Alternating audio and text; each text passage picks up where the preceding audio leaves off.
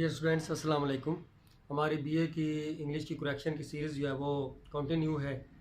तो आज हमारा जो है वो लेक्चर नंबर 2 है।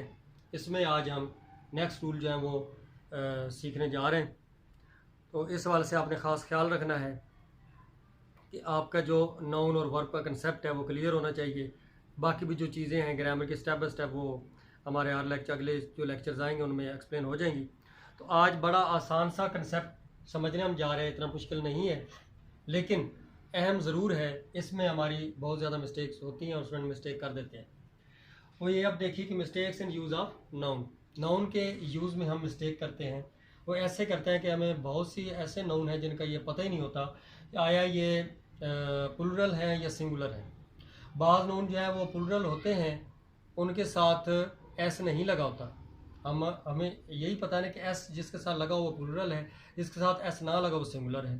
लेकिन आपको ये भी पता होना चाहिए, इल्म में होना चाहिए कि बहुत से नाउन इंग्लिश में ऐसे हैं जिनके साथ एस नहीं लगा होता लेकिन वो प्लुरल होते हैं, और इस तरह बहुत से ऐसे नाउन भी हैं जिनके साथ जो है वो एस लगा होता है और वो प्लुरल है। तो इस लिहाज से जो आज हम बात करें कि बाज़ जगह पर ऐसे नाउन आ जाएं जिनके साथ एस लगा हो तो वो सिंगुलर भी हो सकते हैं, और बाज़ जगह पर ऐसे नाउन आ जाएं जिनके साथ एस ना लगा हो लेकिन वो प्लुरल हो सकते हैं। Some nouns are singular but in use are plural, यानी कुछ नाउन जो है वो शेप से ज़ाहिरी तौर पर हमें सिंगुलर लगें, लेकिन जब उनको यूज़ किया जाए सेंटेंस के अंदर वो प्लुरल के तौर पर यूज़ हो।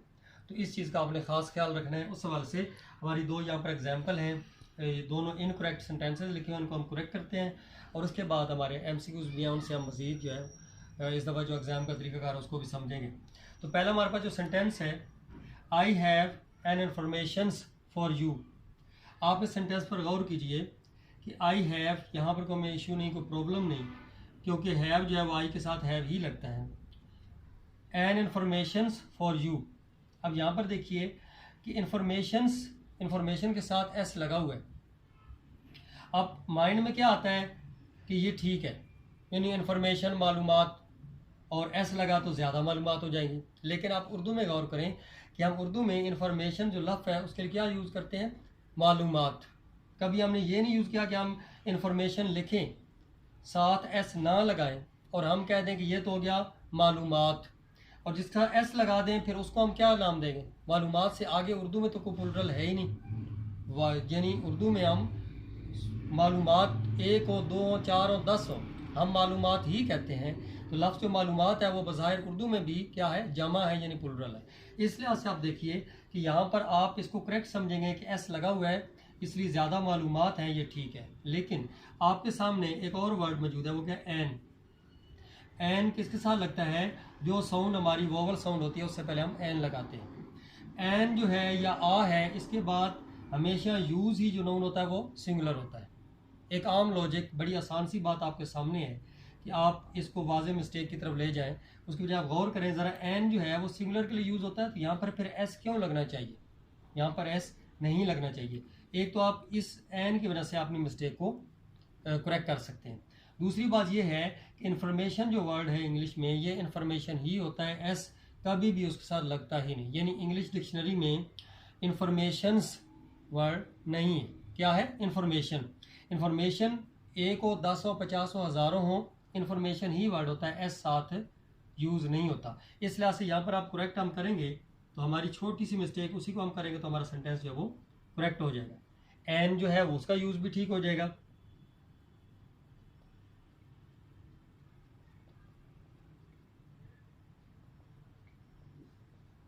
अब ये हमारा सेंटेंस जो करेक्ट हो गया, किससे, सिर्फ हमने एस के एडिशन को हटा दिया, क्योंकि इन्फॉर्मेशंस लफ्ज़ नहीं है इसलिए एस के हटने से इन्फॉर्मेशन वर्ड रहा और साथ एन भी लगा, तो वह पहले ही करेक्ट लगा हुआ है कि एन इन्फॉर्मेशन मालूमात, मेरे पास तुम्हारे लिए मालूमात।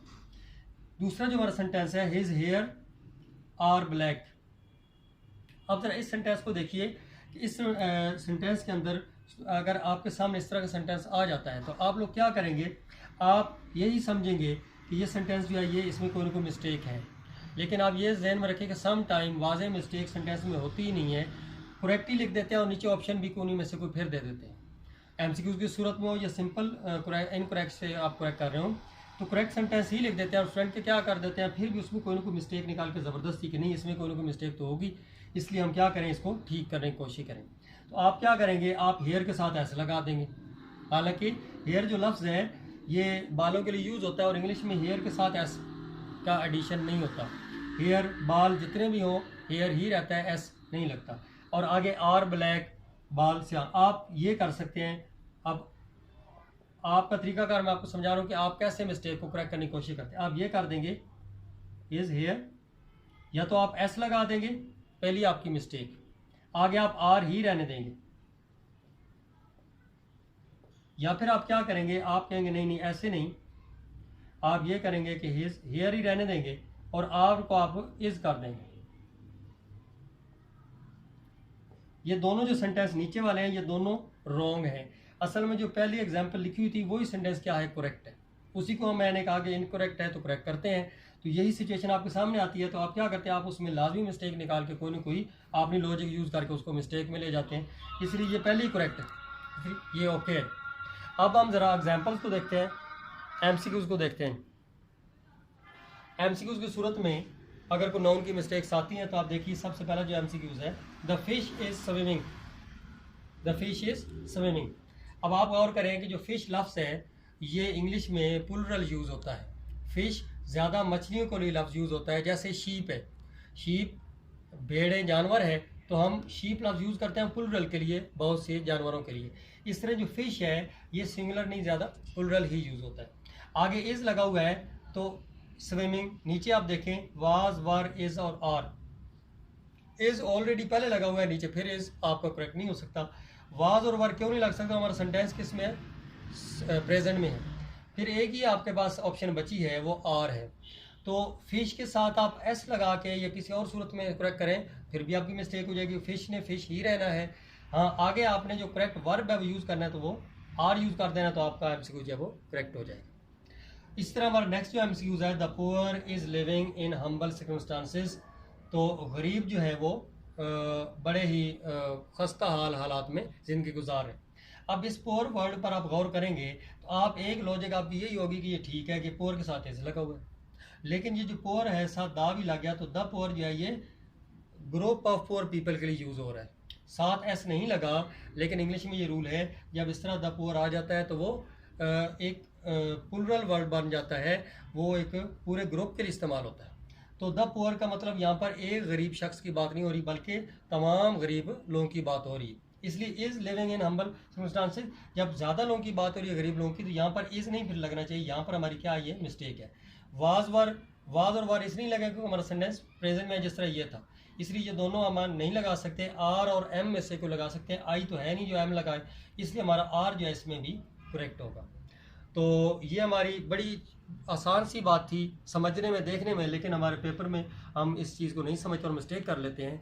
तो इस चीज़ को ज़रा देखिए, इस रूल को समझिए। तो हमारी जो करेक्शन की बीए की इंग्लिश की करेक्शन की सीरीज़ जारी है इंशाल्लाह। नेक्स्ट जो है हमारा लेक्चर जल्दी वो आपके सामने होगा, तो उस वक्त तक अपना ख्याल रखिए। अल्लाह हाफ़िज़।